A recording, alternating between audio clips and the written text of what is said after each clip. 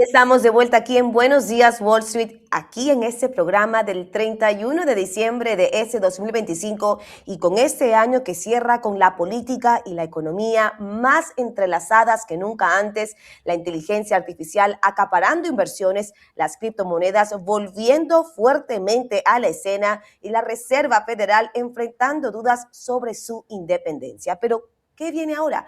¿Qué viene en este 2026? Pues con nosotros hoy en esta mañana nos acompaña Rafael González Bautista, que nos va a ayudar a decodificar lo que sería este 2026. Hablamos de cuáles son sus riesgos, pero cuáles son sus oportunidades y también, ojos, en qué trampas usted no quiere caer. Así que 2026 bajo la lupa, ¿dónde apostar su dinero? Para ello, Rafael, muy buenos días.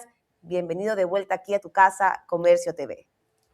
Hola, muy buenos días, Vanessa, y justo saludarte ya en el último día del año que estamos aquí, pues intentando, como tú dices, descifrar lo que viene con la mente, lo que hemos tenido también en este año bien complicado.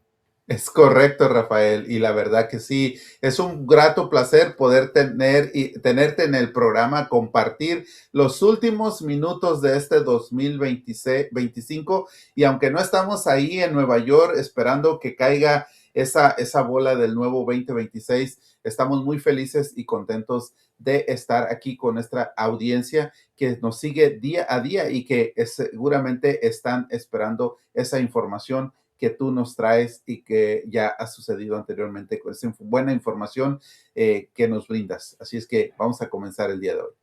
Y Pues mira, encantado. Rafael, Alejandro, no es por nada, pero es la primera conversación que vamos a tener sobre lo que sería este 2026 y por supuesto, para arrancar, ¿en qué momento crees, Rafael, que se rompió o se fortaleció esta confianza del mercado durante este año 2025? ¿Cómo crees tú que estamos como inversionistas llegando emocionalmente a este 2026? ¿Crees que con miedo, con cautela o con entusiasmo de más?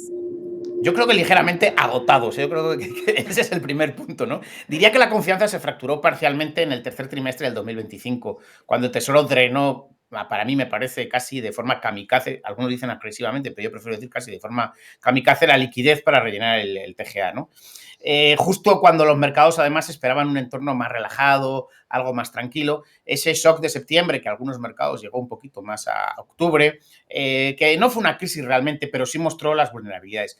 Lo que ocurre es que algunos ya desde 2023 estábamos comentando que había riesgos en la liquidez en el horizonte y desde el principio de 2025 me cansé de advertir esta situación en las redes sociales. Aún así, y con todo este escenario que estamos planteando, el cierre de año ha traído, pues casi diríamos, un rebote emocional. Las 7 magníficas al final han terminado aguantando, el consumo, aunque algo tocado, ha resistido y el mercado de bonos se ha estabilizado. Aunque eso sí, llegamos a este 2026 cautos, con algo de, no sé si decir algo de miedo, incluso, porque, o diría, mira, lo voy a decir mejor, es un entusiasmo selectivo. Los inversores se han dado cuenta que ya no vale comprar de todo y están dispuestos a rotar hacia activos donde vean narrativa, ya sea porque haya crecimiento o porque haya un valor oculto, que hay muchos activos con un verdadero valor oculto, dado el castigo que han tenido, tanto en el 24 como en el 25, y del que todavía no han salido y podrían ser muy buenas opciones para este 2026. Qué interesante eso, Rafael. Incluso en este 2026, que ya son minutos para que veamos ese número, mucho se está hablando de la Reserva Federal, pero más allá de que si suben o de que si bajan las tasas de interés, lo que se habla más es esa duda de que si mantendrá la independencia completamente la Reserva Federal en este nuevo año, un año realmente de mucha política. Vamos a ver si este se sigue recibiendo como una politizada o realmente puede ser incluso más dañino que una política monetaria restrictiva. ¿Qué nos puedes decir al respecto? A ver, en los ojos de todos la FED está bajo escrutinio. El cambio de presidente, que aunque sabemos que se puede alargar algunos meses, en principio está previsto para enero, coincide con un año electoral, que yo sé que a mucha gente le sorprende que ya empezamos a hablar del año electoral, pero pues está a la vuelta de la esquina un montón de movimientos relativos al año electoral, aunque es hasta noviembre las elecciones, pero pues hay mucho movimiento previo. Y si Trump impone un perfil claramente pro crecimiento o alineado políticamente, los mercados pueden empezar a descontar más el riesgo institucional que el riesgo monetario. Hasta ahora el riesgo monetario estaba pesando mucho, pero puede empezar a pesar el riesgo institucional. Y eso es muy peligroso, ¿eh? Porque una Fed con tasas altas puede incomodar, pero una Fed sin credibilidad puede desencadenar repuntes en los bonos, caídas del dólar y huidas de flujos. La estabilidad se basa en que los actores crean que Powell, o el sucesor que tengamos, actuará con cierta o con la mayoría de autonomía técnica y no puede ser una extensión de la Casa Blanca. Tradicionalmente, cuando hemos visto una Fed muy alineada con el mensaje político, no ha ido bien. Así que quedará de dos caminos, o que no esté tan alineada o que manden o intenten, no sé, mantener cierta independencia, aunque sea en el discurso, ¿no? Porque sí, hasta ahora, cuando se ha mezclado ambas cosas, no ha salido nada bien. Wow, Nada bien. interesante.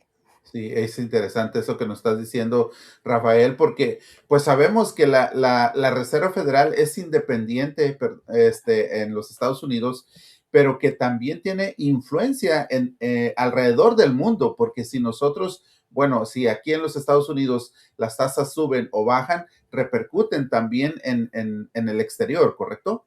Sí, claro, pues al final recordemos que el dólar sigue siendo el principal valor refugio, no es el oro, no es el Bitcoin, el dólar sigue siendo el principal valor refugio de muchas economías. Y aunque sí se ha visto menoscabada esa posibilidad o esa situación en los últimos años, especialmente desde la pandemia, lo que tenemos claro es que si la economía estadounidense estornuda, el resto del mundo se resfría y eso está claro. Y la dependencia global del dólar, aunque como bien decimos, se ha reducido, sigue siendo de vital importancia, con lo cual todo esto que estamos hablando nos va a repercutir a todos, por lejos que estamos o que no tengamos incluso relación económica con los mercados en Estados Unidos, nos va a repercutir de alguna manera. Importante lo que estás diciendo, Rafael. Y bueno, también vamos a entrar un poquito más a esa visión de la parte de las tecnológicas, ¿no? Que sabemos han sido de gran potencia, de gran impulso para el mercado en este año. Todo lo que es inversión en inteligencia artificial, centros de datos, pues ha sido lo más protagonista en este año, sobre todo en los últimos meses. Pero ¿crees tú que estamos ante una oportunidad sólida, que se pueda extender incluso dentro de ese 2026? ¿O crees tú que ya empezamos a ver un poquito de saturación, sobrevaloración en compañías, en acciones, en el mercado bursátil, que están siendo en ese momento como propulsadas por todo lo que está viendo inteligencia artificial? Pues mira, yo te diría que ambas cosas. Hay fundamentos sólidos, pero también hay síntomas de saturación. El gasto en infraestructura en IA, ya sabemos, chips, data centers, refrigeración líquida, energía, ha sido brutal en 2025 con empresas como Nvidia, Broadcom, Arista, Equinix. O sea, han batido récords. Pero ahora el mercado ya no está buscando CAPEX, ya empieza a buscar eficiencia en el retorno. Yo creo que 2026 va a ser el año en el que las empresas que sí sean capaces de monetizar la IA, no solo aquellas que lo estén construyendo. Yo creo que el foco de los próximos meses va a estar, sí, muy cercano a la IA, pero rotando más hacia software, productividad, automatización empresarial, y ahí yo creo que es donde va a estar el foco. Puede haber ligero hartazgo, pero de hecho creo que la IA ni siquiera hemos empezado a ver la capacidad real, con lo cual no estamos hablando, como algunos dicen, como la burbuja de las .com, en el que ya, no veían la conexión entre esa tecnología y la productividad real. Y en el caso de la IA, hay agentes que ya lo están consiguiendo. Hay empresas que sí están incorporando la IA y se está viendo ya en sus resúmenes trimestrales, ya están hablando de reducción de trabajos o de mayor productividad. Y eso está claro que al final nos va a pesar, ¿no? Burbuja yo creo que aún no, como digo, sí existe un riesgo de sobrevaloración y sobre todo si en los próximos 2 o 3 trimestres no vemos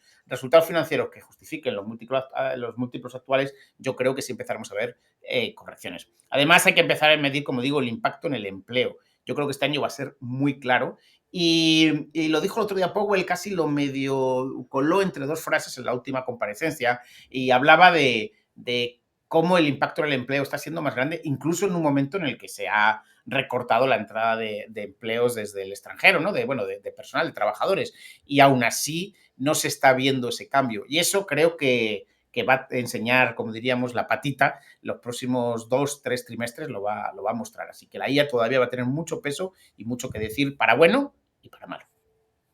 Qué bien, qué bien. Es muy interesante eso de la inteligencia artificial también. Pero Rafael, me quedé con una como todavía duda de la Reserva Federal. ¿Crees que el mercado ya ha descontado lo suficiente por ese optimismo para más recortes en el 2026? ¿O crees que realmente todavía hay espacio para que existan más recortes a corto plazo, propiamente en este próximo año? A ver, el mercado está siendo muy agresivo en anticiparse a los recortes. Yo creo que en algunos casos se está descontando entre 75 y 100 puntos básicos para todo el año 2026, cosa que para mí estaría un poco por encima de lo que los propios consejeros del FOMC están anunciando, ¿no?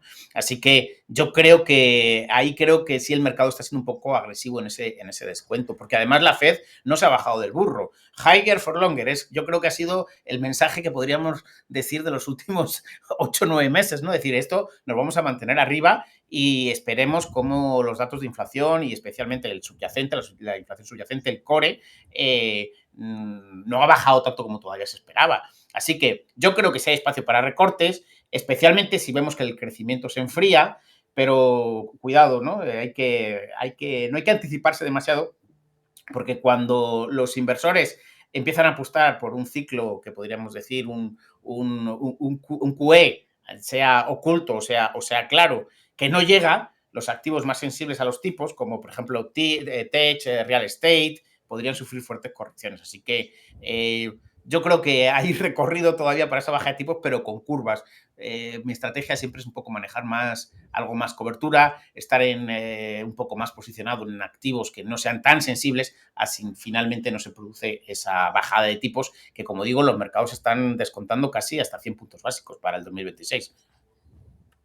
Mira, Rafael, hablando de activos, el Bitcoin.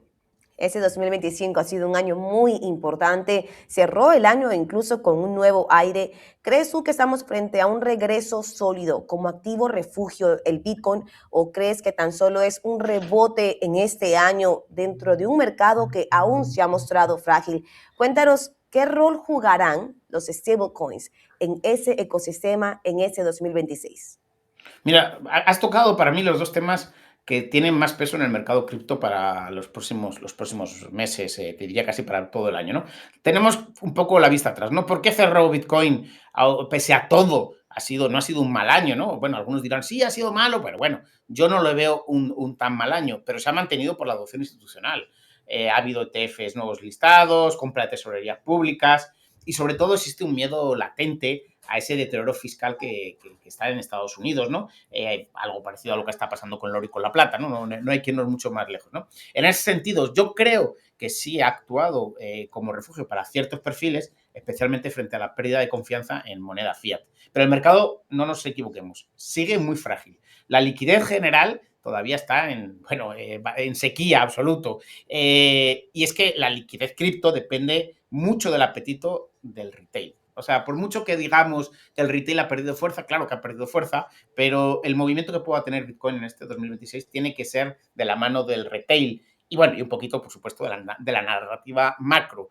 Creo que sin el catalizador de la liquidez no vamos a ver grandes movimientos en cripto, en Bitcoin en este caso, y es más, si se enfría esta narrativa de recortes y vemos algún tipo de movimientos regulatorios al menos no apetecibles, podríamos ver más retrocesos. En cambio, lo que te he dicho que para Bitcoin son amenazas, para las stablecoins me parecen que es toda la diferencia. El otro día tenía también en una intervención muy parecida a esta, hablando justo de cómo han ganado terreno estructural. Ya no es esa rara avis que está pululando entre los sistemas bancarios y los usuarios. No, ya son un puente entre el mundo cripto y real. Pero es que no solamente eso, está agilizando procesos de pagos internacionales, está moviendo una cantidad de valor al mes. Ya se especula de que se mueven 150.000 millones mensuales en USDT.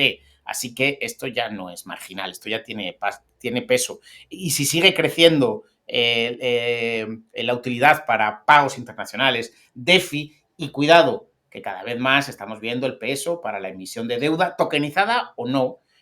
Creo que las stablecoin están en 2025 ya lo fue y 2026 como el año dorado en el que creo que la stablecoin va a seguir creciendo, con los riesgos que eso conlleva, porque no deja de ser también, en cierta medida, hay riesgos asociados que otro día podríamos casi dedicar una hora completa a hablar de los riesgos asociados sobre las stablecoin. Pero en este caso, creo que estamos viendo pues un poco dos caras distintas dentro del mismo mercado, pero que se necesitan entre ellas. Si Bitcoin sigue subiendo, eso tendrá tracción en las stablecoin, y unas stablecoin robustas y que faciliten, también va a facilitar ese puente hacia Bitcoin y el resto de las criptomonedas.